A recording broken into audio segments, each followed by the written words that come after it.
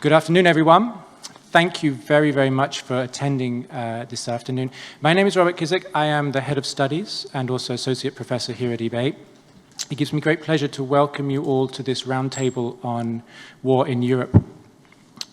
Of course, the theme for today is the conflict in Ukraine, which President Putin refers to as a special military operation, but generally, globally, it's referred to straightforwardly as a war. It began a week ago, and so much has occurred within that week that you look at the phone every hour and there's another breaking 2 or 3 news stories that are coming out. It's making us rethink global politics in many, many ways, many fundamental things that we, a week and a half ago, thought we knew, we're having to reflect upon and rethink. How so? Well, security and solidarity in Europe is one of them. The cohesion of the West and perhaps the galvanizing effect of a common enemy to NATO and the alliance is something else. The importance of social media on global politics. We often thought that it was democracies that were vulnerable to the exposure and the way in which opinion could be changed from the mechanisms of Facebook and Twitter and so forth. But it seems like perhaps that transparency and that level of openness will mean that we experience a war that's in more detail and more personalized than we've ever experienced war before. And that will surely have some implications for how we regard war in the future. And finally, I think the way tech giants and those huge multinational companies that are so large, that have so much influence, we will know exactly how much they can control of their content and whether they choose to do so and for what reasons. Unfortunately, again, in the coming weeks, I think we will also be looking at this as a humanitarian crisis through that lens, and we will be looking at it through, surely it's already begun, a migration crisis or a shock to the system for how we accept outsiders into the societies of Europe on extremely large numbers. So I have 3 distinguished speakers for you today. Each of them will speak for about 7 to 10 minutes. I will introduce you to all of them, and then we will give ourselves at least 45 minutes to an hour for your questions and their return comments. So first, let me introduce on my direct left, Carmen Claudín, who is Director of Research at CIDOB, which is She's been freed of that responsibility. Now she's just an associate senior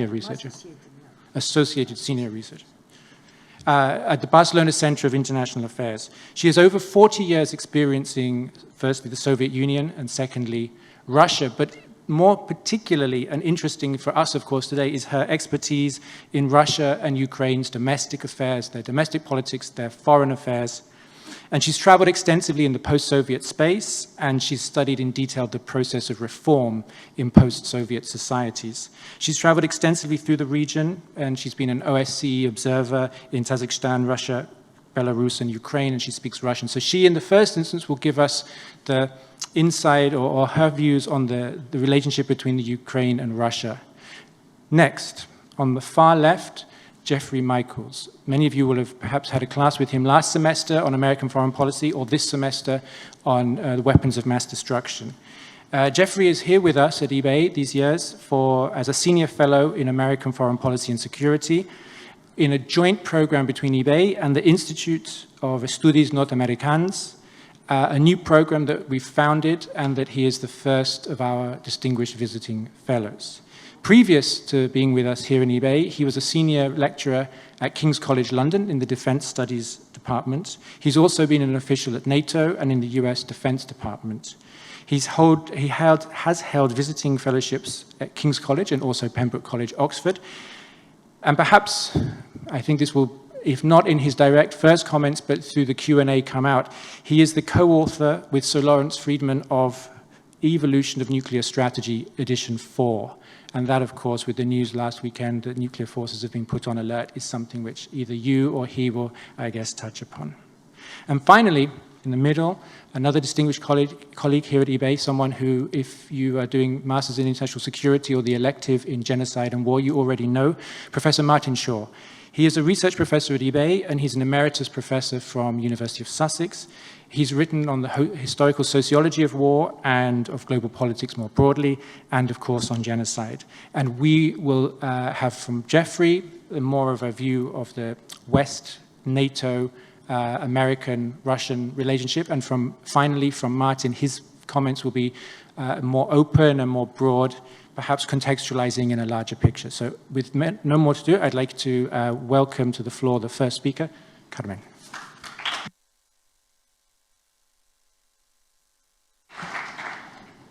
I can take that away. Okay, thanks to all of you to be so many of you to this afternoon, because you see, I have been spending the last 2 weeks talking to different fora and interviews and helping my Ukrainian friends, and it is very important for me to see that you are here so I can convey that to them as well. So what I am going to try to tell you, to explain to you, is what has been and still is the core of the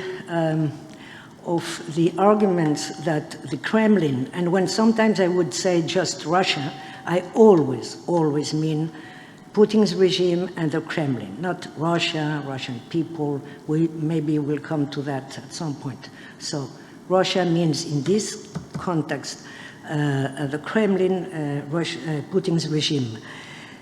So what I am going to see is to engage, to examine 4 of the main lies arguments that the Kremlin is using in order to justify and legitimize his aggression against Ukraine. As you probably know, and I hope that you are following the news, yesterday I think it was, Russian Foreign Minister Lavrov said that it was not a war, it was a liberation operation, military operation, and that it was a denazification operation. They were liberating Ukraine from the Nazis. Okay, so in the speech, I am going to address these ideas. And very briefly, I will come back to them, is 1, Maidan was a coup d'etat left by fascist and extreme far-right forces, and therefore it is an internal Ukrainian conflict. 2, the Russian-speaking minority is in danger, and their right, and in particular the use of the language, is under threat. 3, Ukraine, in fact, is Russia and has never existed. Ukrainians and Russians are one and the same people. 4, Russia's security interests in Ukraine are legitimate because it is its zone of influence, its area of vital interest for the Kremlin. And 5, NATO enlargement is the origin of the crisis, and the West has been lying to Russia and breaking many promises made to the Kremlin. So let's come back to that. These 5 main ideas, there are more than that, but they are more secondary. These ones are the core ones. These ideas are in the core of the speech that President Putin gave when he declared that he was going to recognize the so-called Popular Republics of Donbass, and that speech was the preamble of the large-scale military aggression, as you know. He says and I'm quoting, "The nationalists and the political forces that supported them ended up pushing the country into the abyss of civil war," what I told you before. 8 years later, the country is divided. So that's the idea that there is a division in the country which is product of the change of the government. He adds, "The so-called civilized world, us, which our Western colleagues proclaim themselves to online to be the only representative of, the Western world prefers not to see this, as if the horror and genocide which almost 4 million people are facing do not exist," says Putin. The 4 million people he talks about are the population, which actually is not anymore 4 million, but the population of the occupied part of the Donbass. And he continues, "But it is so, and only because these people disagreed with the Western-backed coup in Ukraine in 2014 and opposed the transition towards the Neanderthal, an aggressive nationalism and neo-Nazism, which have been elevated in Ukraine to the rank of national policy. These people, those who are threatened by genocide, supposedly by genocide, are fighting for their elementary rights to live on their own land, speak their own language, and preserve their culture and traditions." So as you can see in this speech, which is the speech of declaration of war, in this speech, Putin puts together all these ideas that we are going to address now and that I summarized before. So Maidan was a coup d'etat, and it is led by fascists and far right-wing forces, and therefore it is a Ukrainian conflict. This thesis of the divided Ukraine on the basis of an ethnic linguistic divide is obviously very necessary for the Kremlin, because it justifies him this idea that they are saving some people from the threats of the other.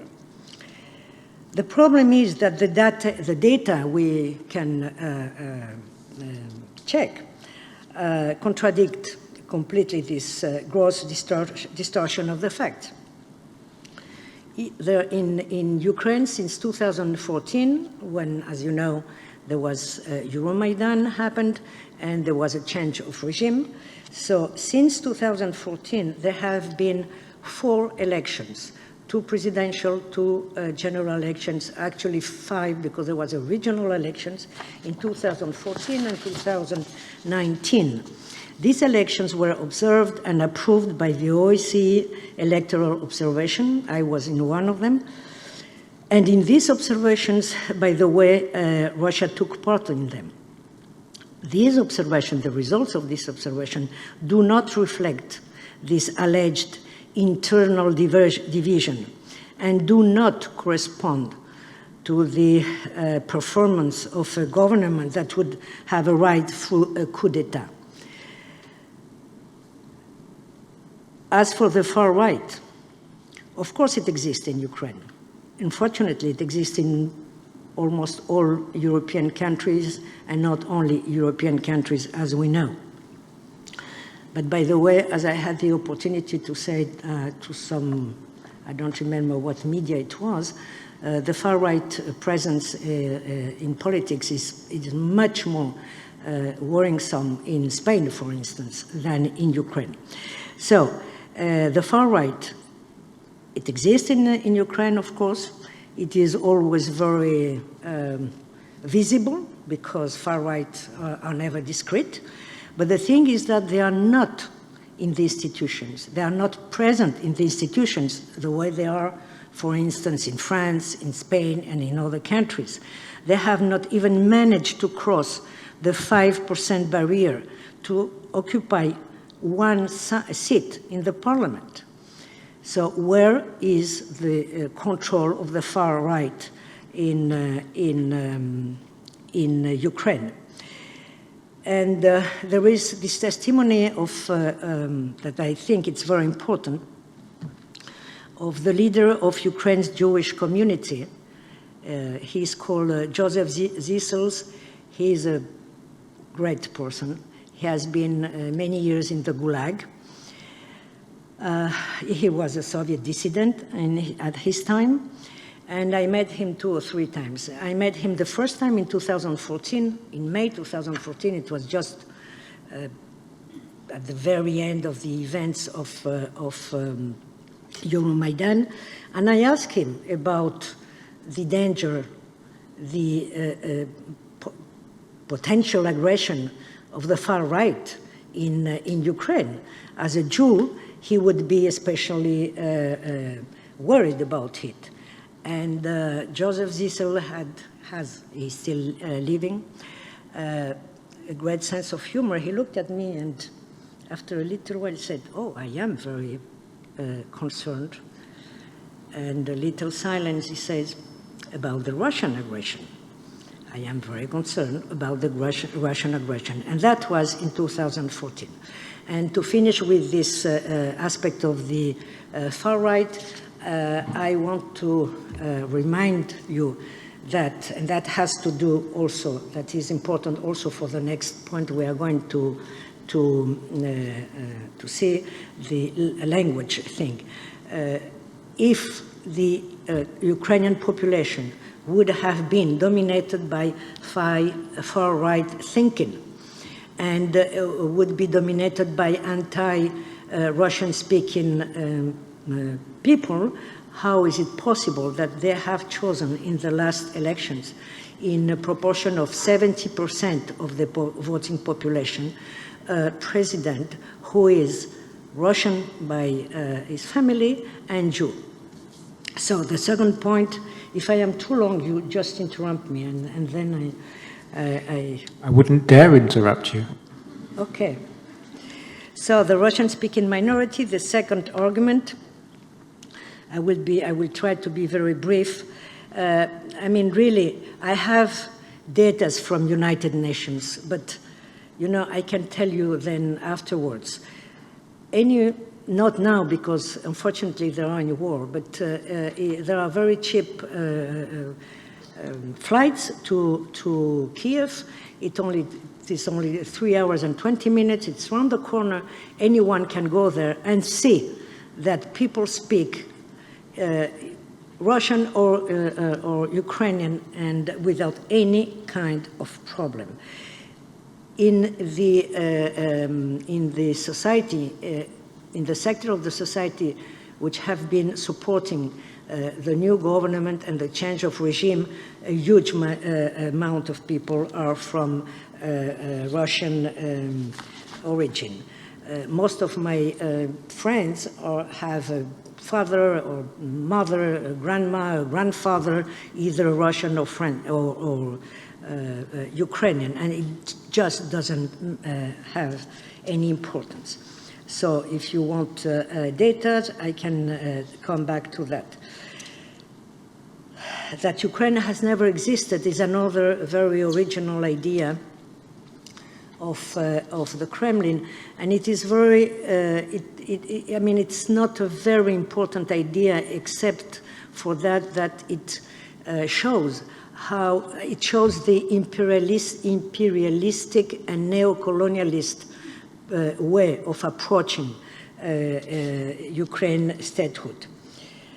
If you want, then we will also come back to that, because I see that I'm beyond my 10 minutes. Then the security interest in Ukraine, because they are legitimate, because of the vital interest of security for Russia. This is also another mantra which has been repeatedly said, and which is explained and applied only for those countries from the former Soviet Union which have a politics of distancing or of criticizing Russia, not the other ones.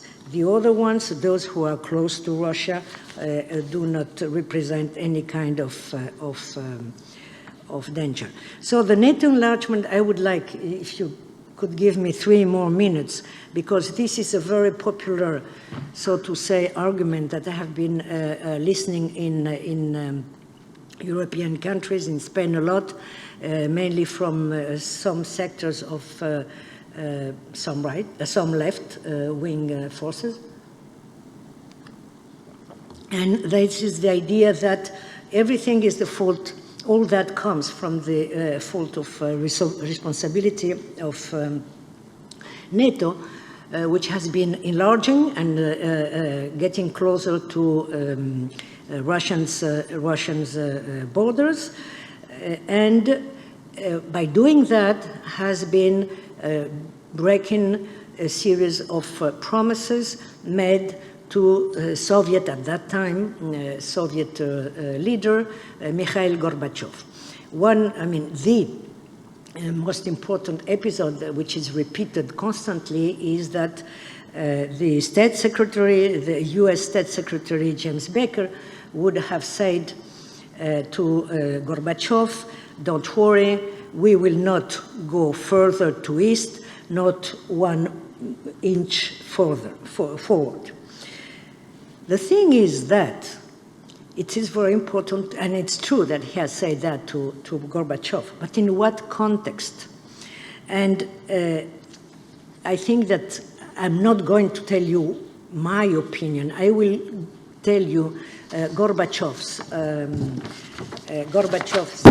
testimony, of that. In a very mainstream media platform, which was taking an interview to Mikhail Gorbachev, who at that time was president of Soviet Union. The question was, that was in 2014, the question was raised to him. The question is, one of the key issues that has arisen in connection with the events in Ukraine is NATO expansion into the East. Do you get the feeling that your Western partners lied to you when they were developing these future plans in Eastern Europe? Why didn't you insist that these promises made to you, particularly US Secretary of State James Baker promise that NATO would not expand into the East, be legally encoded? I will quote, says the journalist Baker, NATO will not move 1 inch further east. Okay, so what do Gorbachev reply to that? He says, and I am quoting, the topic of NATO expansion was, NATO expansion in brackets, was not discussed at all, and it wasn't brought up in those years. I say this with full responsibility, and that he says it with full responsibility because he knows what it means when in the Kremlin they will be reading that. Not a single Eastern European country raised the issue, not even after the Warsaw Pact ceased to exist in 1991. Western leaders didn't bring it up either. Another issue we brought up was discussed, making sure that NATO military structures would not advance and that additional armed forces from the alliance would not be deployed, attention, on the territory of the then GDR, so the East Germany, after German reunification. They were talking about the reunification of Germany. The East, which was said by Baker, was about Eastern Germany. And he finishes saying, Baker's statement mentioned in your question was made in that context. They were talking only about Germany. So I think I will leave it here, and then I'm open to any questions. Thank you very much. So, Jeff, over to you. A very soft 7 to 10 minutes. Sure. So Robert asked me to speak about U.S. NATO Western policy with respect to the current war. I'll do that, but in the course of my remarks, I also feel obliged to highlight a couple of points about the prospects for the Russians and the Ukrainians, where this conflict is actually going, because one cannot understand what the US, NATO, the EU, etc. will do in the days, weeks, and months ahead, except in relationship to what's going on the ground in Ukraine, as well as in the Kremlin. Now, in broad terms, in terms of the Western response, I think what we've seen is a massive shift in both the thinking, but more importantly, the actions of the various actors. So, as President of the European Commission, von der Leyen said the other day, European security and defense has evolved more in the last 6 days than in the last 2 decades. This is certainly true of the EU, and I think to a much lesser extent NATO, but important developments, even if they haven't occurred yet, are definitely now in the pipeline.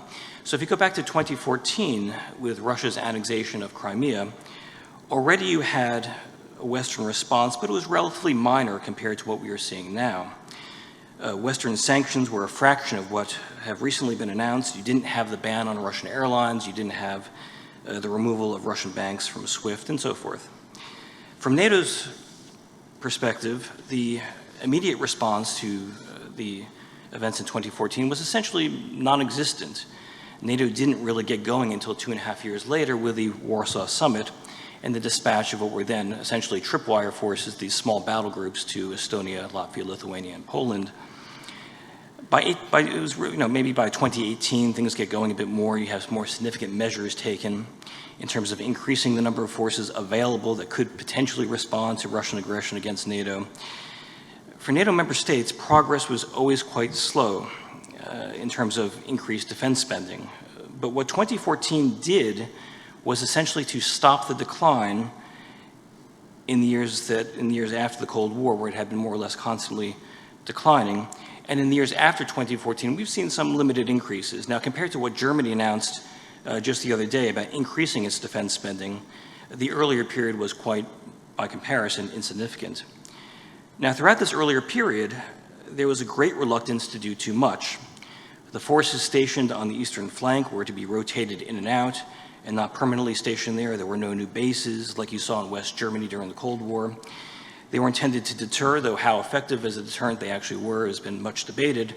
But I think principally they were there to reassure allies bordering Russia, which if you go back to 2008 and 2009, so at the time of the Russia-Georgia War, and especially after the Zapad 2009 military exercises, the Baltic states and Poland are asking NATO, which at that time was preoccupied with Afghanistan, to start paying more attention to the defense of those countries against a resurgent Russia. After 2014, you start to see those changes, albeit there was a great deal of hesitation because there was still this concern about antagonizing Russia too much. Essentially, it's sort of a policy of let's do the minimum we can get away with. That's sort of how I would describe the prevailing attitude at the time. I think that's changing now as a result of this crisis. I think you'll probably see in the days, weeks, months, certainly the years ahead, a very different eastern flank, a much more militarized eastern flank as a result of the crisis. I think this was to be expected.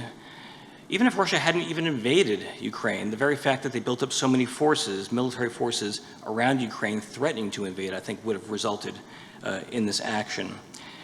And the more Russia goes, the further it goes, the louder the voices in countries like Poland and Romania and the Baltic states will become. And I think NATO as a whole will find it very, very difficult to resist the demands for more forces in those countries permanently based there. So I think as an important development, we should be looking for that. One important point that I can't strongly emphasize enough, when you look at NATO deployments or EU sanctions, once consensus is reached to do something, it is almost impossible for it to be undone. Also at the moment, Finland is having a major debate about whether to join NATO. The matter is also under consideration in Sweden. Now, if Finland joins NATO, Russia's border with NATO would then extend an additional 1,300 kilometers. What we're seeing now, what we will see, again, let's not forget that in just a few months, at the end of June in Madrid, there's a NATO summit. They're going to agree to a new strategic concept, is that Russia's actions have given the alliance a new lease of life. We'll see defense spending increasing probably across the board. As far as I can tell, there are only 3 conceivable things that could happen that would actually reverse this trend. The first one is if Putin is removed from power and replaced with somebody with more pro-Western orientation, someone with views similar to that of the jailed dissident Alexei Navalny. Another option would be internal dissension within NATO and the EU. So far, people like Viktor Orban, Erdogan, have been supportive, but will that last? Will other governments have second thoughts? Will they make big announcements, but then avoid doing much, as we've seen in the UK in terms of sanctioning oligarchs? Thankfully, we're still 2.5 years from the next US election, so this is not an immediate problem, but if Trump comes back to power, you might see a significant shift as well. And finally, if there's some other crisis worse than the present one, although, again, this is very hard to imagine at this time. Looking ahead, so much now depends on decisions taken in Moscow. For Putin, the question is where to go from here. What are his plans for Ukraine? How much territory does he want? Will he be satisfied with withdrawing back to the Donbass and Luhansk? Will he want half of Ukraine's territory, including a puppet regime in what's left of Kiev? Will he want to take over the whole country? Will he settle for a neutral Ukraine?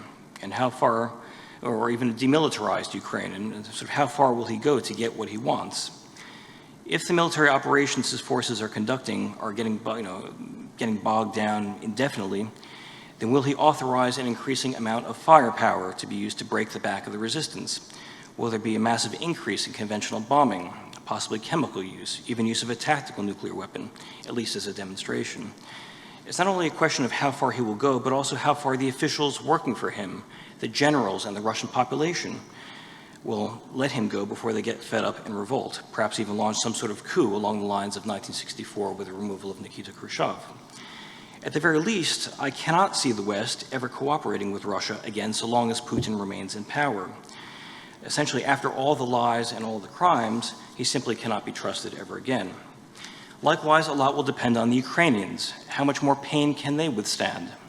If Zelensky is killed or captured in the coming days, yes, he'll no doubt be treated as a martyr, but what happens to the Ukrainian government at that stage? Especially if Kiev is captured. Does the Ukrainian government set up shop in Lvov? Does Ukraine descend into anarchy? The Ukrainians have lost a good deal of territory, and no doubt they'll lose a lot more. This is territory that they're not going to be able to actually reconquer anytime soon, if at all. So what does the new territorial status quo in Ukraine look like? The Russians may wish to demilitarize Ukraine, but I suspect the Ukrainians will want to be armed to the teeth. For the West, there's the question of how far they will go to aid the Ukrainian resistance. At the moment, there's a debate about a no-fly zone. The fear is that once you have NATO jets flying close to Russian jets over Ukrainian territory, they'll start shooting at each other, and this will automatically lead to a nuclear war.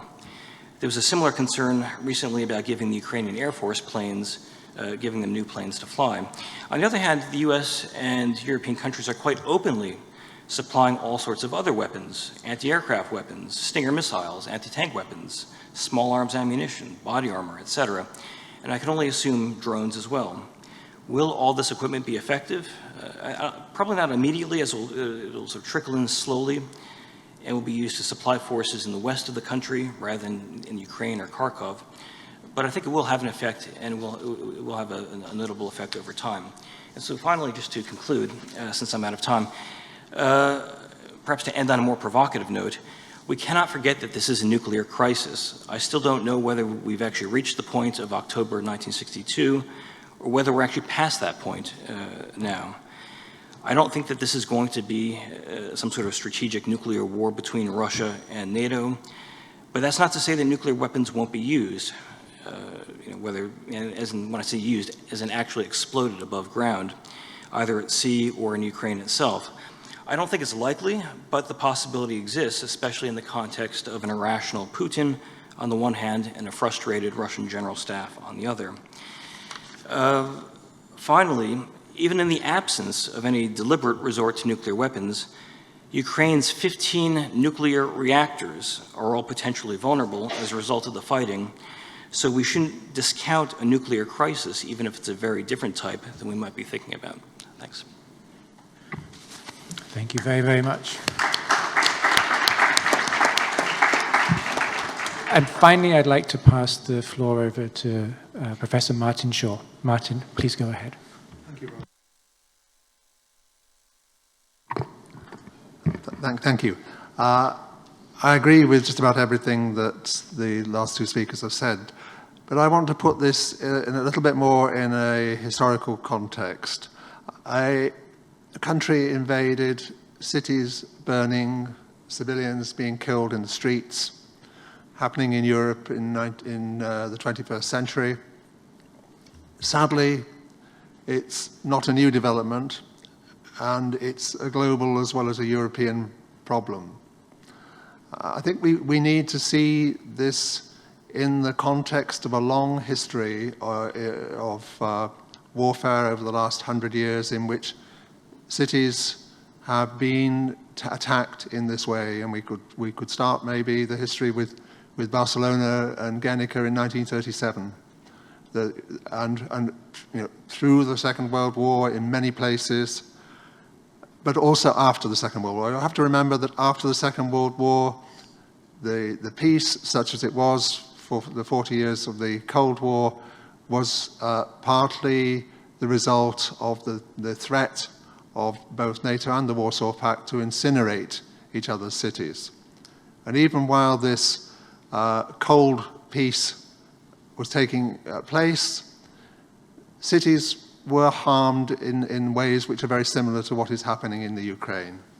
Not prevented by the West, the Red Army rolled into Budapest in 1956 and into Prague in 1968. And after the Cold War, with the breakup of the Soviet Union, Yugoslavia, also not prevented by the West, the Serbian siege of Sarajevo in the early 90s, and the Russian destruction of Grozny in the late 90s. So what we are seeing today has many precedents. After the Cold War, moreover, and facilitated by what was then the rapprochement between the West and the Soviet Union in its last days, we had the bombardment of Baghdad with cruise missiles in 1991, and of course the same city's capture with shock and awe in the war of aggression which the United States and the United Kingdom launched in 2003, which introduced, of course, the language of regime change into our vocabulary. And this was something that I think Vladimir Putin took notes of. In important ways, I think the attack on Baghdad in 2003 is an interesting precedent for what is happening to Kyiv today. Well, there are many differences, of course, but I think that there are similarities too. The new Russia that emerged from the end of the Cold War was also, in a sense, captured in the 1990s by the kleptocrats and oligarchs who profited from the changes and who linked up with the most enduring part of the Soviet states, the KGB, which then became the SFB, from which, of course, Vladimir Putin himself emerged. However, and this is I think is important, and it's very much relevant to the question which Carmen talked about NATO enlargement, that during that decade, the first decade of after the end of the Cold War, and even into Putin's early years, Russia was open to collaborating with the West in Europe as well as in the so-called War on Terror. And big opportunities were missed, I think, in the 1990s to stabilize democracy and security in Europe. There was no Marshall Plan on the scale that Western Europe had enjoyed after the Second World War. Rather, there was shock therapy. There was no strong overarching European security architecture, new architecture, involving a comprehensive binding security alliance which could have included Russia. Instead, in the end, at the end of that decade and onwards, a revived NATO emerged from the failure really to develop something better which would have included Russia. And this resulted in many ways from the understandable demands of the Central and Eastern European states themselves for security, for guaranteed security from the only people who they saw who could give that security, which of course was NATO and above all the United States. But in this process, Russia was excluded. It's interesting to remember that in that decade, the idea that Russia might even join the alliance was there. The idea that there could be some sort of enduring security partnership was there. But not only because of what happened on the NATO side and from the Central and Eastern European states, but also because of the revival of militarism as a means of advancing the nationalist politics within the Russian state. This didn't come to pass. So this, it seems to me, is the background. And in this background, the demand for democracy and for what I think we could call European modernity, which was made in the former Soviet countries, which Putin regards as his near abroad, his security zone. These demands, which of course echoed the demands which had already been realized to a considerable extent in Central Europe, out in the countries of the former Soviet bloc outside the USSR itself. These demands are particularly potent for the construction of a threat by the Putin regime. And Ukraine was always, both because of its supposed organic links to Russia, which Carmen was talking about, but also because of its size and its strategic position, was always at the center of this problem. And we have a whole history before in the 2000s of the political evolution of Ukraine, leading up to the things that Carmen was talking about with the Maidan movement and the crisis of 2014. So this war, in my view, is not only about Ukraine's NATO membership, but about Ukraine's very identity and autonomy.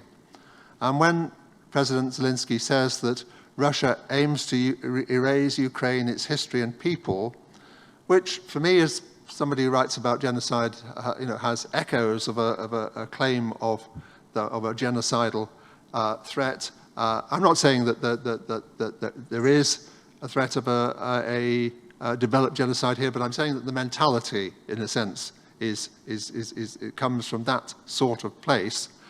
I think we have to take these claims seriously, at least in the sense, maybe not in the sense so much of erasing its history, but particularly in the sense of erasing the modern democratic character which has increasingly come to prevail in Ukraine as in some of the other countries. And from this point of view, the linkage between Ukraine and the EU is at least as important as the linkage with NATO, because it's the EU's democratic norms and its idea of the rule of law which is particularly threatening to Putin. And even more threatening to Putin than the EU's normative structure is the actual living democracy which has emerged in Ukraine itself, as in some other countries, and which might spread to Russia and threaten Putin's rule. You have to remember, I think, that the timing of this invasion is probably connected in part to Putin's next electoral test in 2024. Putin has such extraordinary control over Russian media and politics that it might seem difficult to envisage his electoral defeat, but he is obviously extremely nervous, if not paranoid, about the possibility that the Russian people will turn against him. So, looking at where we are today with the war, Ukrainian democracy is stronger than it ever has been, in a sense. And as Jeff was saying, the EU and the transatlantic alliance, which Trump had threatened to destroy, are reinvigorated. But if a free, independent Ukraine is to survive, these gains, which have been manifested in the sanctions, as well as in the heroic resistance of Ukrainians, need to offset the huge conventional military advantage which Putin possesses.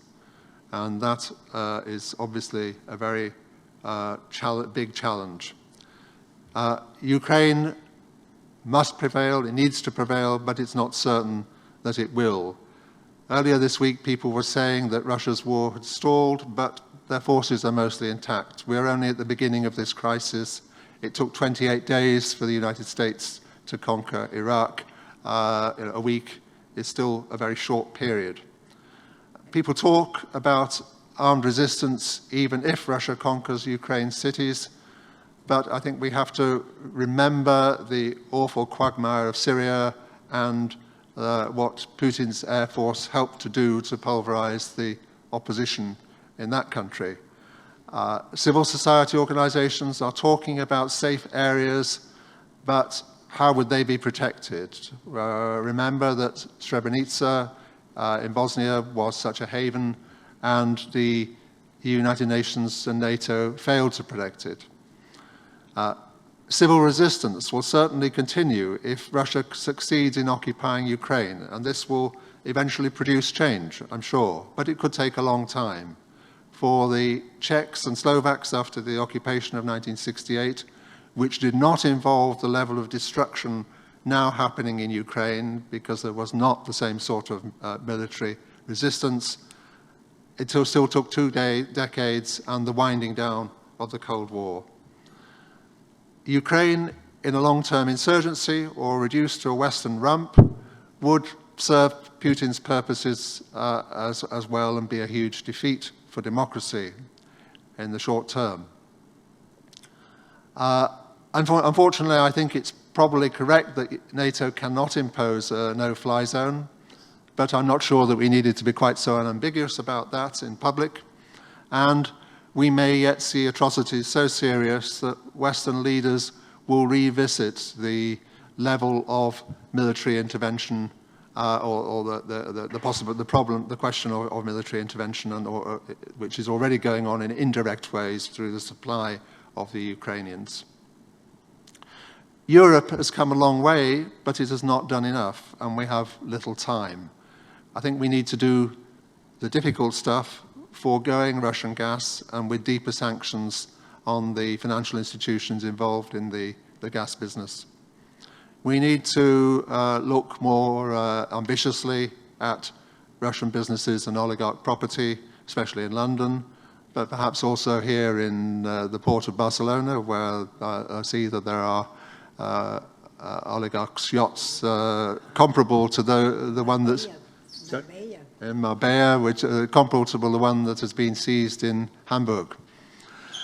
The more we do now, immediately, the more the West does now, is the more it's possible that Putin will pause, but we can't be sure of that. Too little pressure now, and the Ukrainian people and the world will repent, I think, for a long time. It's not good enough to conclude, as President Biden did in his State of Union address, that when the history is written, Russia will be weaker and the rest of the world stronger as a result of this war. The main test, I think, is here and now. We need to ensure the survival of a free and democratic Ukraine. Thank you.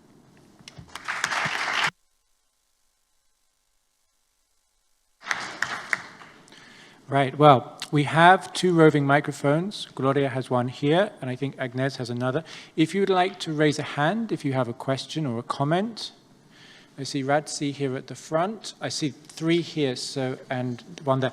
Gloria, if you can bring it to Radzi. Radzi, if you stand up, and then if you ask your question, Ratzi, and then pass it to the two people in front, we'll take 3 questions here together. Ratzi, if you can stand up as you speak, we'll get better. Yes, thank you very much for this very interesting roundtable. I'd like to propose a question to Professor Jeffrey or Professor Martin. So basically, when we're trying to reflect the Russian current position to previous Russian positions, we basically start with the annexation of Crimea. An often disregarded Russian precedent is the intervention in Syria, where in 2015, the Russians basically, after a formal request by President Assad and a visit by Qasem Soleimani to Moscow, Russia proclaimed that it will intervene in Syria, where the intervention was documented as probably an unprecedented use of Russian force, indiscriminate against civilians, large-scale use of force since the Cold War, since the end of the Cold War.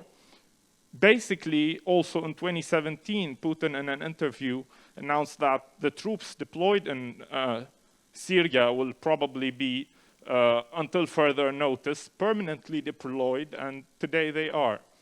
So my question is, was Russia back then testing the European and Western waters to see what will the West react when Russia uses its force abroad?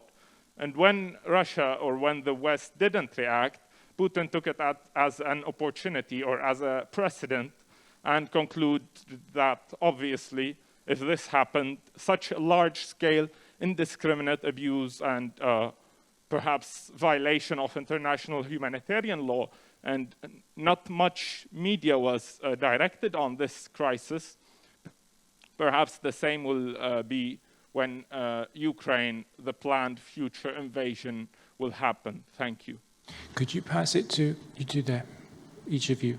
First you, and then next you. Would you like to have, you each have a question, if you go for it, one and then the other. We'll take those 3 together. I would like to thank you for speaking about this topic as well. My name is Shugufa. I have a question about, as far as economic objectives go for Russia, what do you think, to what extent that played a role? Because in the annexation of Crimea, I think shortly before that, there was this discovery that there were oil reserves in the Black Sea that Russia then successfully, after annexing Crimea, was exploiting. But then shortly, now also with the issue with the gas pipes that are going through Ukraine, how much do you guys think, to anybody that would like to answer the question, that these economic objectives played a role in the start of this war? Thank you very much. So I have a question about something that hasn't really been addressed in this talk yet. And it's about the role of social media. You know, this is a conflict that where we see social media having a big influence. We see the president of Ukraine, you know, streaming himself in Kiev.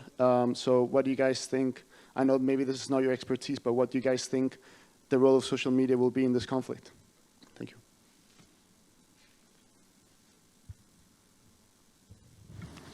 Would any of you like to pick off a question?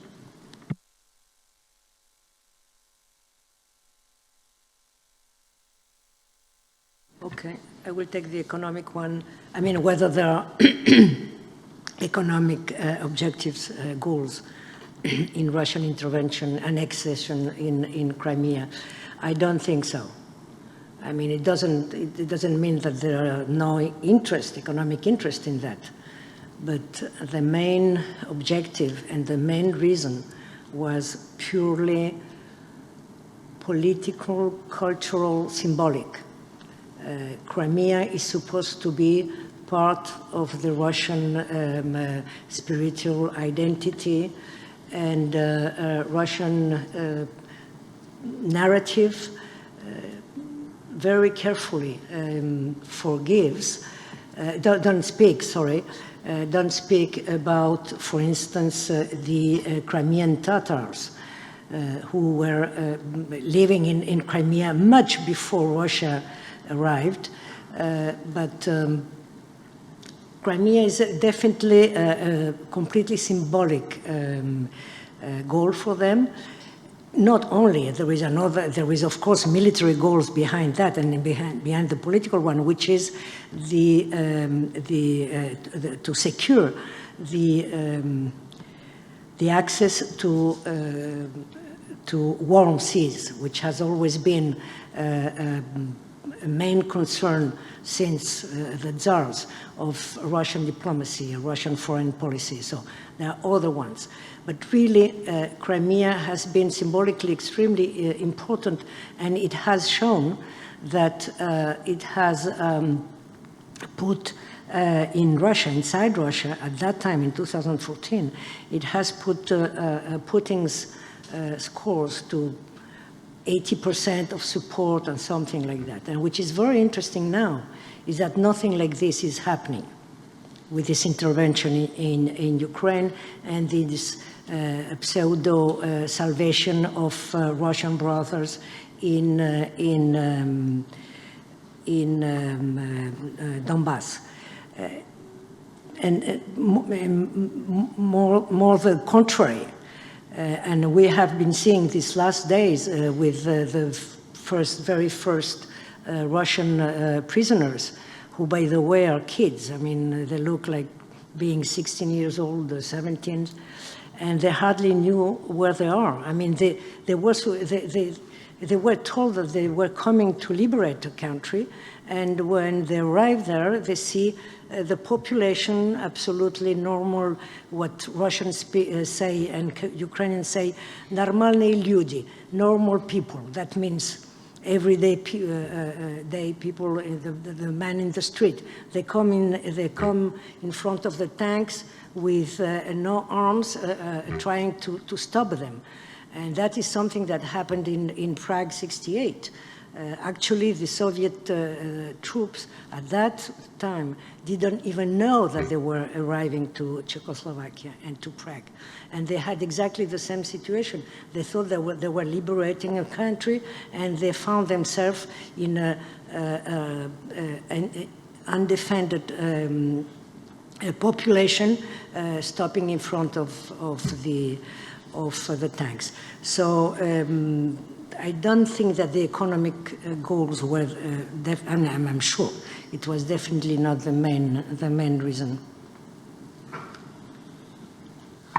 Well, I agree with Carmen about that. I think in addition, to the political and strategic significance of behind the Crimea intervention, there's also really the fact that Putin, I think, felt humiliated by the way the Maidan movement was able to force out Yanukovych just after he thought that the EU foreign minister had brokered an agreement with the Maidan movement to allow a more gradual transition. And I think it's Putin's rule is very personalistic, and I think he sees things very much in terms of his own face. And he's not the only ruler who does this. As coming from the UK, I would talk about Margaret Thatcher's reaction to the Argentinian seizure of the Falkland Islands, or Malvinas. But anyway, as far as I think the question about Syria is important. I did touch on it very, very briefly. I mean, it wasn't unprecedented since the Cold War, in the sense, if you count what happened to Chechnya, and the fact that the Russian regime was willing to do it to the Chechens, who were citizens of the Russian Federation. It makes it much easier to understand why they would do it to the Syrians, or for that matter to the Ukrainians. But I think what's important here really is the connections between the different things that are going on here. That the American overreach in Iraq, especially, which lay behind the reluctance of the United States to get involved in Syria, opened a door for Putin for Russia to play this role of supporting the Assad regime. And I mean, emboldened by this success, yes, maybe this has played into his increasing willingness to use even more extreme force in Europe itself. Social media, obviously, a very important question. I think one of the things you can say about, I mean, social media is becoming more important in international politics, at least since the Iran movement in 2008-9 and in the Arab Spring. But in this war, it's played a very important part in giving the Ukrainians a way of offsetting the advantages which the Russians have in a military sense. So it's been a very important part, and they've done it very well, I think, in generating the global support for Ukraine. At the same time, of course, the much more controlled social media in Russia are full of a lot of stuff which is churned out by the regime, which is propagating all the lies that Carmen was talking about. I mean, I don't think it has total control over that, but and really for this war to fall apart on the Russian side, we need the Russian people to become aware of what's happening and to become disillusioned with what's being done in their name. And the worry is that could well happen, but it may not happen quickly enough to offset the military gains which Putin is making at the moment. If you allow me just very... Of course. sorry, to add to this Russian intervention in Syria. In Russia, the main idea of the analysts, besides what Martin said, was that it was a fantastic opportunity for the Kremlin to test the military capability they have on the Syrian population. And that was very important also as an idea which was dominant. So I'll probably just answer two of the questions. I'm afraid when it comes to the oil issue, the gas issue, I'm not familiar, so I can't make any points on that. To the first question about Syria, and I would agree with Professor Shaw. I mean, I tend to go back a lot further than that. I mean, I go back to 1999-2000 with the Second Chechen War, which was, apart from being extremely brutal, also perhaps started on a pretext with the apartment bombings, which perhaps probably were the results of the FSB, the Russian Security Service. But it's also important to remember at that time, and we sort of talk now about all these large forces around Ukraine, at that time, for the Second Chechen War, the Russians actually mobilized somewhere between 90 and 100,000 troops and invaded a territory with a population of about 1 million or so. Now we have maybe twice as many Russian troops for an area 40 times, or at least with a population 40 times the size.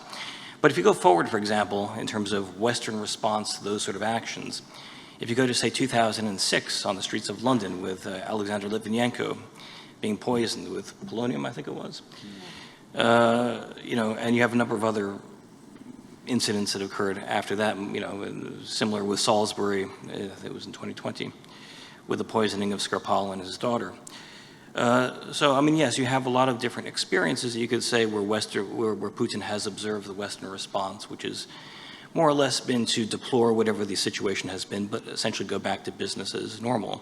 And perhaps he thought that was going to be the case here as well. I mean, one thing that I was quite impressed by prior to the invasion, so prior to last week, was not seeing a lot more being done in the EU, but especially with NATO. So I was expecting NATO to invoke Article 4, actually send more troops to the border, at least as some sort of signal, but they didn't do that. So there were a lot of things probably that could have been done beforehand that weren't. They waited till the invasion occurred and then they took action.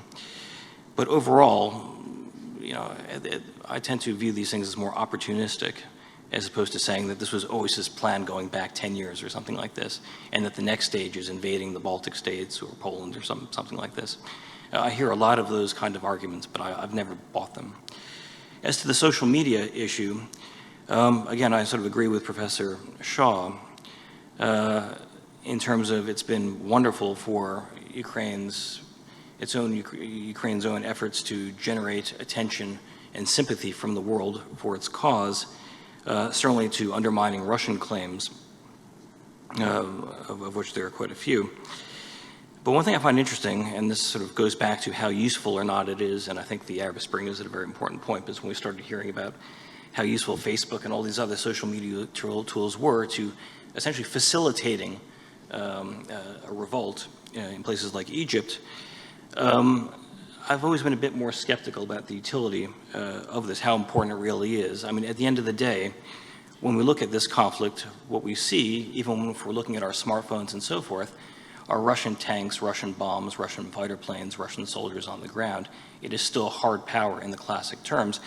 And interestingly, if you go back, before this war, when you had all this discussion about cyber weapons and so forth, we haven't really seen the use of these weapons in any meaningful way, certainly not in any decisive way. This will be a war that is fought and won or lost on the ground versus via a smartphone. Thanks. If I could just come in at the end, just before I'd see, Agnes, if you get ready with those questions at the back. I think a couple of points. One is New York Times yesterday or the day before had a story about how Microsoft had detected a virus, a malware that was, they think was going to be intended to put down the Ukrainian government and really paralyze the infrastructure. And within 3 hours it had been detected and it had been updated, and it was actually Microsoft's cyber threat department that informed the CIA about it. So it was working the other way around. It's in the New York Times from a couple of days ago. So in that sense, in terms of the cyber, which Jeff was mentioning, I would say a couple more points. With the idea of what is the importance of social media, if we think about how it's traditionally been understood in terms of how, and we could take the example of Russia, developing very sophisticated fake news or other ways of undermining public confidence in institutions, democratic institutions. There's been a huge, we know that there's been a lot of resources put into that, but at the same time, they've taken a very long time to be cultured and to nurture, to have in place the credibility which allows them to slip through the net of being credible or not credible.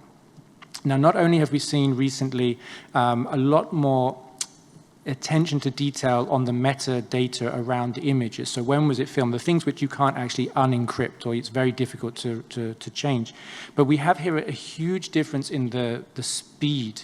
So there's just a simple bombardment. The fact that there is so much content that can be put up so quickly, it's completely the opposite of how we've understood social media to operate in a way that undermines democracy. I mean, that has been slow and cultivated and nurtured and a kind of a ticking time bomb. This is just it's like an avalanche of material. So that's one point. That asymmetry, I think, helps explain it. The other is that it's not simply the person who is digesting that on a news feed or hidden in their pocket.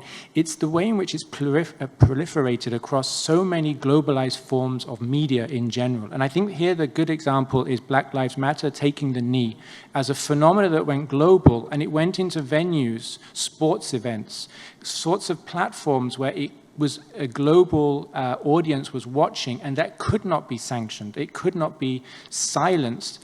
And we see it with football, and we see it probably as a good example as any. So in that, and then the third way, I think, is the extent to which you have direct access to public media sources. I mean, people still watch the major news channels, right? But those news channels digest the images which are put out on social media, and they have access to interviewing through video calling anyone.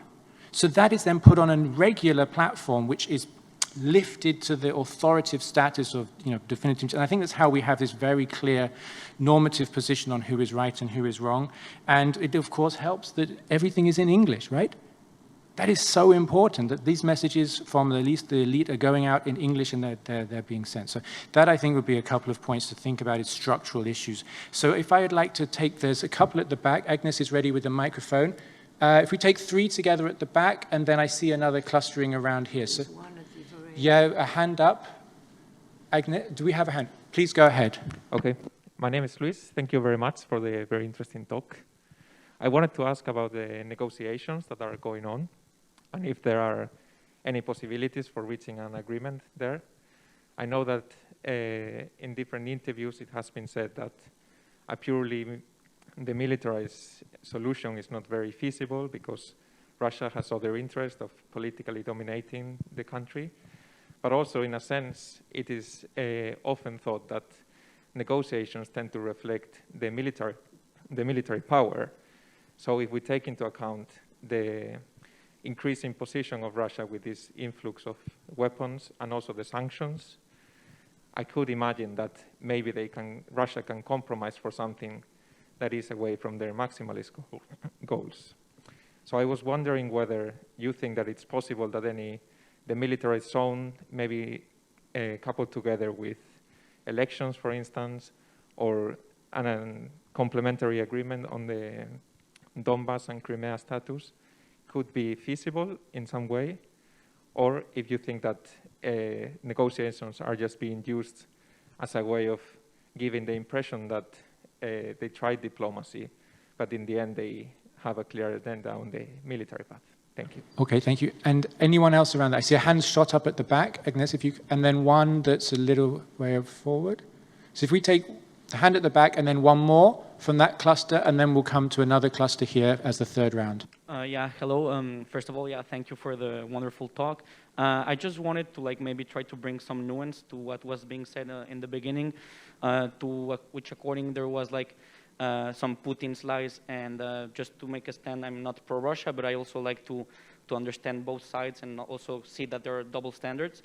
And in 2014, there were some commitment problems that were not met, as in 2004, when there was a change from a presidential to semi-presidential regime in Ukraine. And for example, in 2014, in February, when Yanukovych is about to be fleeing the country, the agreements that were reached for mitigating these commitment problems with the Russian-speaking populations in the Donbas were not met. So even Svoboda ministers were entering the cabinet, and those were far-right politicians. They did ban Russian as a regional official language. So there were some concerns according to that. I also wanted to talk about, for example, the double standards when the US invaded Iraq in 2003 without the approval of the UN Security Council. There were no harsh economic sanctions toward the US. Also for the killing of Qasem Soleimani, the outrage that it sparked, for example, when Skripal or these ex-Soviet agents were killed in British soil, how sometimes the narrative is built to create something, and sometimes it would be important to bring these nuances and not paint, for example, Russia's attitude of the Kremlin as irrational or delusional, Putin as a dictator that's losing its grip and acting delusional. I do think that there's some nuances to bring, and what Professor Martin was saying, that since the beginning there was not mutual trust, and this trust starting to erode. And the breaking point was in 2008, and I think Putin made the speech in 2007 in Munich, and that whole thing changed, and they started to enter this antagonistic narrative that was remembering the Cold War. And I think it's the West did make some strategic decisions that in the end pushed Russia towards the arms of China, and we're now seeing this conflict in Ukraine that I think could have been avoided if the West would have taken an approach like they did with Germany after World War II, where it was we're going to start over. In the 90s, it was more we're going to kind of punish you for the 40 years we had with the Cold War. So yeah, it was just that. Okay, and I think, is there a third person? There, that hand there. Agnes, please. Yes, thank you very much for this great roundtable and very much needed conversation right now. When trying to address this issue, this current war, I only have two main things coming to my thoughts.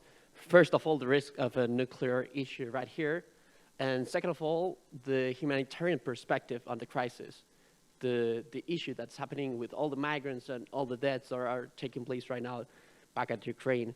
So we've seen over the last few days the pronunciations of the International Court of Justice, which scheduled a meeting on next Monday, I think, or next week to just have hearings on this issue. The International Criminal Court also is taking note of the situation right now. 39 countries presented their referrals, and we just had yesterday the amazing vote of the United Nations General Assembly.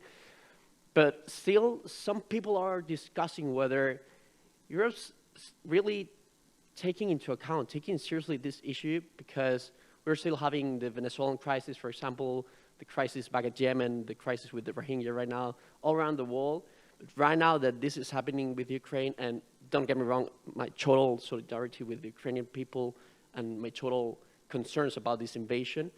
Now Europe's getting concerned. Of course, those crises, those migrant and refugees crises, do not carry the same implications. But my questions would be like, what do you think? How could you consider the European Union and Europe's position in the future regarding humanitarian crisis and their active engagement on those? Because, of course, there's a lot of situations going on right now all around the world. But right now, this is not only facing Europe, but this is facing the world. But as long as it is actually now taking place at the very gates of Europe, it's relevant. But we shall not forgive, we shall not dismiss those other crises as well. So what do you think the foreign policy of the European Union could be on this matter in the future? Thank you.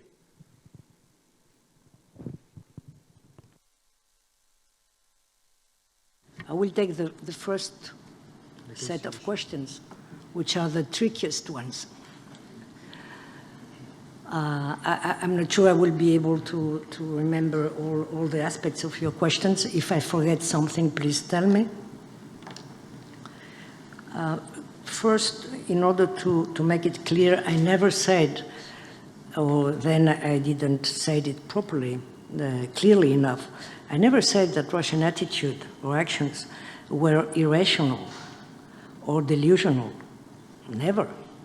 They are very rational. What I am saying is that the arguments on which are based the legitimation of these actions are not coherent with happens in the ground in Ukraine. That is what I said. That's for things. The agreements signed in February, I'm very sorry, I am losing my voice after all these interviews and all that.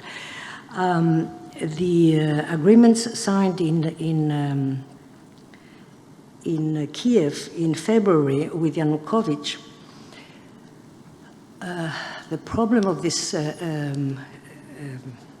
agreements was that it was arriving too late for Yanukovych.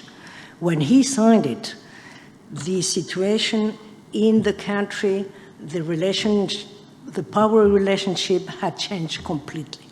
So he was not recognized as legitimate in order to sign it.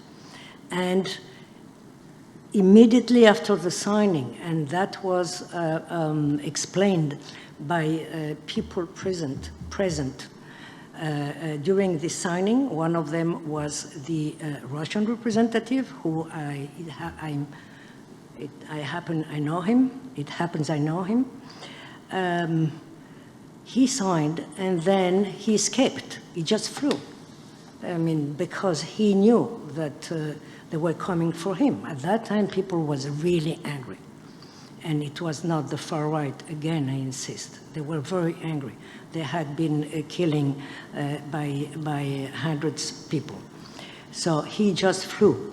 And then the country found itself institutionally without a president. It is true what you say about the language. The first, I don't remember the months, but very quickly, at the very beginning, there was the proposition of one MP, I can't remember his name, but I mean one MP, proposing to, how do you say, to put, so to say, the language, not to cancel Russian as an official language or other state language, as the official language. That is very true. And the Kremlin always in the list of the grievances always speak about that. What they never said is that 2 days later, or maybe a week later, I can't remember now, there was no quorum. It was not accepted. This proposal was cancelled. So there has been later on different regulation about the language, and all of them had been, all the draft on these regulations, legal regulations were motu proprio, do you say that in English? I mean, by decision of Kiev to present it to the Venice Commission. So it has been done, as far as I can say, very legally, very carefully in terms of legal aspects. The double standard with the bombing of Syria and Iraq, you're right, but it's not the Ukrainian people's responsibility only. I mean, it's all our responsibility.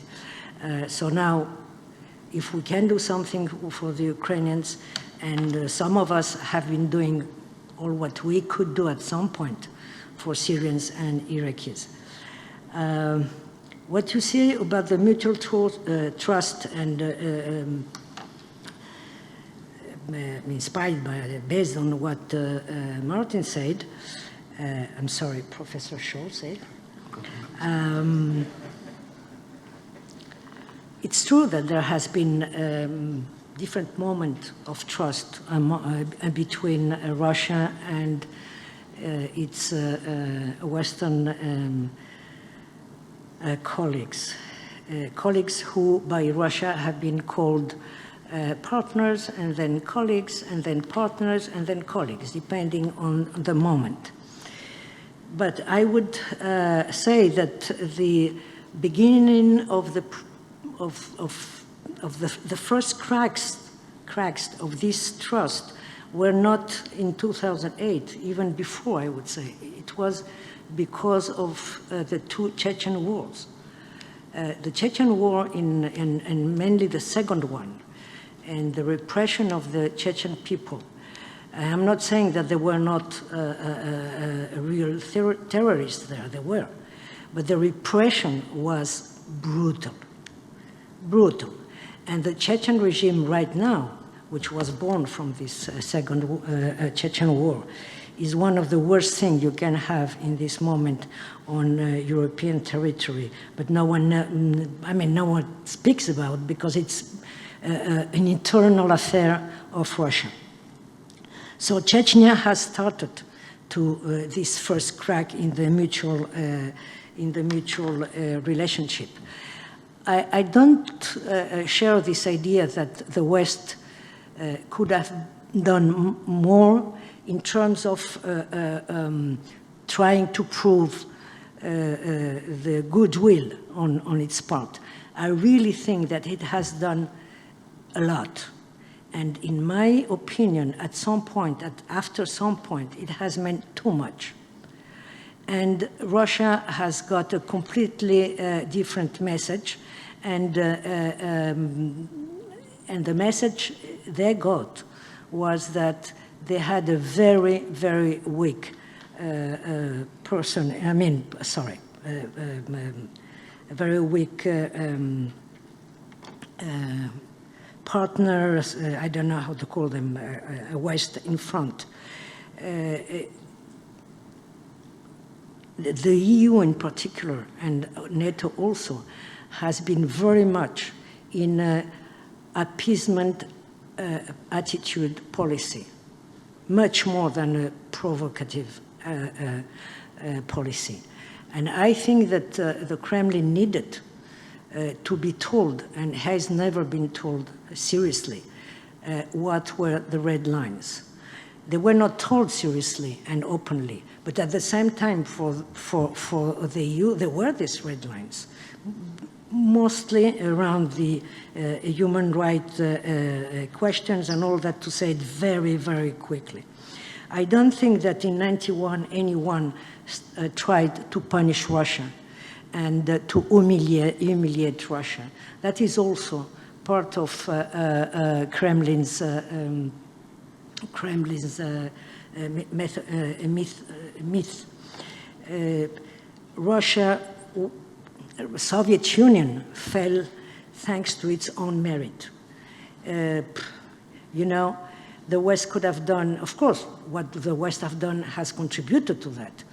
But the West could have done much more that they have been doing, and if they were not for the internal reasons, Soviet Union wouldn't have disintegrated. And so the difference of the attitude from the West, also, for instance, you have to look at the moment, the historical moment when something happens. We have had three different since Putin arrived to power, three different moments. The first Putin president with 2 mandates, then this now for me, then for you arrangement with Medvedev.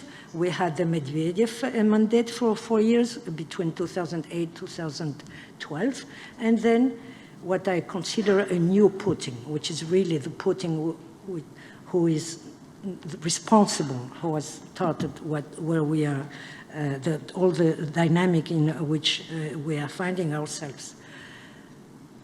With Medvedev, who thought at some point that he had his moment and was a little bit more open, more liberal, more, well, listen, it was like, again, a honeymoon with the European Union and with NATO and with joint exercises and a new framework of cooperation and Putin's come back and that is finished. So it's not a black and white picture. Of course it's not. It's never in life, and less in social and political issues. But if the West has been responsible for something, it's for allowing Putin to go too far away for too much time. Sorry. Okay, well, I'm going to give the sort of floor to Martin and to Jeff. So, negotiation, what would Russia be prepared to take? Double standards, Iraq 2003 and others, many to add. Is it going to go nuclear? What about the humanitarian aspects? And the final question is, what should European Union foreign policy do? Any of those five, go for it, and then we can wrap up. Right, well, I've already addressed the nuclear issue in my talk, so I won't repeat that. I'll address the two questions that you raised first, the negotiations and where they're going, if they're going. I tend to view them as political theater, nothing more, and they shouldn't be viewed as anything more. From the Russian perspective, it's trying to look as though they're actually interested in peace, which clearly they're not, and from the Ukrainian perspective, it's to deny the Russian narrative that actually they're the only ones who are actually interested in peace. To be negotiating while you have the bombing that's going on, when you have all the military activities going on, this is not proper negotiations. Now, I know perhaps some of my colleagues at IBEI who are more familiar with theories of conflict resolution and all this sort of thing might disagree with me, but I do not see this as any sort of serious negotiation. Clearly, I think there would have to be some sort of ceasefire, ideally even a pullback of Russian forces before you can actually enter into some sort of serious negotiations. What's actually up for negotiation? It's not entirely clear at the moment, given Putin's stated war aims as vague as they are. I suspect that Donbass and Luhansk are essentially gone forever, but whether Ukraine actually formalizes that, I think that will certainly be up for negotiation. I don't see Ukraine ever giving up the, I don't see them ever becoming neutral, nor do I actually see them demilitarizing after this crisis. I cannot imagine that at all. Now it's about remilitarization or militarization rather than demilitarization. After this experience, they'll never go back to what it was before. As for the hypocrisy argument, yes, I mean, I completely agree. I mean, this is precisely the problem that we often have, and it's a very difficult balancing act. Because on the one hand, you know that there's been hypocrisy. You see this in politicians' statements all the time, the things that they don't refer to that they probably should have, or should, to put things into context, the effort on the part of quite a few politicians to act holier than thou. The way I tend to sort of view this is that if you'll forgive the metaphor, even a broken clock can tell the right time twice a day. Occasionally they do actually get it right. Now the question then is, to what extent do you emphasize the hypocrisy? I think it is important to emphasize the hypocrisy, at least to keep our politicians straight, at least to make sure that, at least rhetorically, they're not going totally off the rails. On the other hand, you have to also balance that against it being too distracting from the current crisis, which is the one that we really need to focus on right now.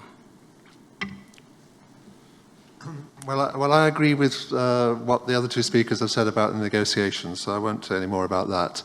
On the issues that was raised by the second questioner, one issue was about the difference between what happened at the end of the Second World War and what happened at the end of the Cold War. And they were very different, but they were very different situations. The German and Japanese states had been completely defeated. They had unconditionally surrendered.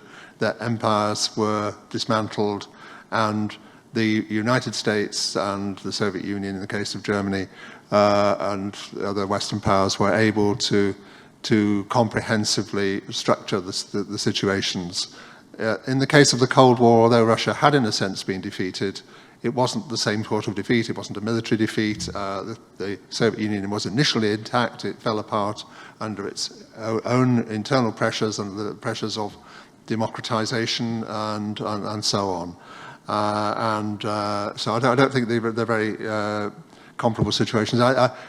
Although I said that I think there were missed opportunities in the 1990s, I would say that I think that the post-Soviet situation was incredibly complex, messy, difficult to manage, and that even if the West had done all the things I think they should have done, it wouldn't necessarily have worked out as well as one would have liked, because of all the other factors in the region itself, which all the forces which were at play. But I think the West could have given the greater incentives for different sorts of outcomes.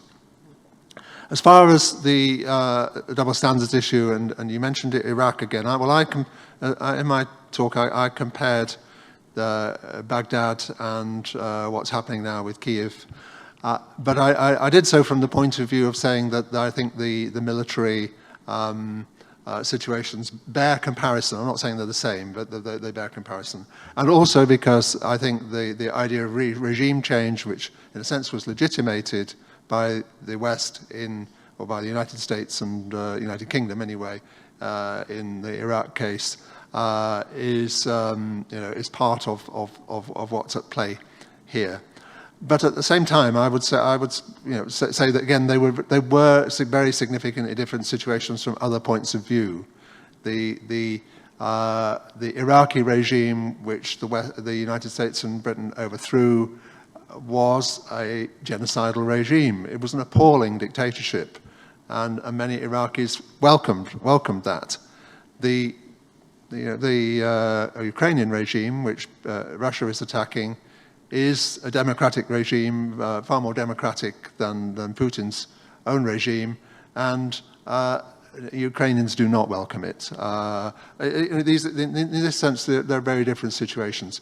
And the general arguments about double standards, obviously, obviously they do exist in big ways, but it is difficult to have completely coherent, consistent attitudes to world politics. We all have special interests in situations which matter to us, to our countries, to the political movements that we're parts of, and in this case we are talking about a crisis which is central to one of the biggest fractures in world politics between the West and Russia, and which has huge potential not only to destroy Ukraine, but also to lead to a wider war. That's clearly a possibility in this situation, and it's something which everyone is rightly doing everything they can to avoid, I think. But it is in terms of the magnitude of significance in world politics, it is very high up there, higher than some of the other crises. And so in that sense, some of it's understandable. There may also, of course, obviously be lots of racism in the sense of the attitude that Yemenis are not as important than Europeans, and one would completely deplore that. But I think that's only part of what's going on here. And I think the final thing I would say is that these sorts of issues should not distract us from, just as they shouldn't distract us from the duty to support the people in Yemen who are being attacked by Saudi Arabia, they should not distract us from the overriding duty to look for ways in which we can support the victims of the Russian attack in Ukraine. Right. Well, we're very nearly the end. Maybe I just add one final point. I think in the efforts to try and pin a date on when things happened, if you go back to 2014 in Crimea, President Putin referred to one particular event in the West, or Western intervention, and that was Kosovo. Kosovo was the reference point and humanitarian intervention there. And I would sort of wrap things up maybe on one point, which is the reason the West went into Kosovo, in part, was because of not being able to do anything or failing to act in Rwanda, the tragedy of Srebrenica, and it was generated by an idea that genocide was abhorrent. Okay? You think about what happened to German foreign policy. Nie wieder Krieg became Nie wieder Auschwitz, was the definition that Joschka Fischer gave to explain why the Luftwaffe was going to use military force out of area and not in self-defense for the first time. So it was driven by a narrative of humanitarian intervention is made necessary because of the abhorrence of genocide. We talk about Putin, and it was raised at the second question. We have a narrative about he's gone crazy. They talk about this famous, a couple of days ago, when he described the Ukrainian government as drug addicts and Nazis or neo-Nazis. We have to, I think one thing to bear in mind, and we can have a separate discussion about whether this is accurate or not, and I mean, we had a lot about it's not. Why does he talk about Nazism? Because from his narrative, Nazism is the abhorrence which he thinks justifies the action. And if we wind these together, genocide and Nazism, they come from the same moment of European history, when, of course, the West and Russia were on the same side, which was defeating Nazi Germany. And that, in a strange way, does explain, and we can understand why Putin does see Kosovo as being, and that action of the West as the one which he thinks he can frame and twist as a way to explain what he's doing to his people. And I think that we need to bear that in mind, because it is a common source that's been pulled absolutely apart in two directions, but it is still the abhorrence which justifies the exceptional act, which is to intervene in the sovereignty of another state. And I think with that, I'm going to dodge the question on EU foreign policy. Basically, they're going to do what they always do, which is chuck money at it, right? I've studied it for 20 years. That seems to me the logical answer. Things are broken, let's fix it. We're good at infrastructure. Interestingly, very interestingly, SWIFT, which has been at the center of the news, there are certain parts of the SWIFT system that have not been isolated, and that is the part which will pay for the gas that we still hope to get from them. So there's been a small amount of leeway kept for what we'd expect Europeans to do, which is look after its self-interest. So I will leave it there. I'm sure there were more questions. I'm sorry we haven't had time to tackle everyone. I'd like you to please join me in thanking very much our three guests on the podium, and for you to thank them.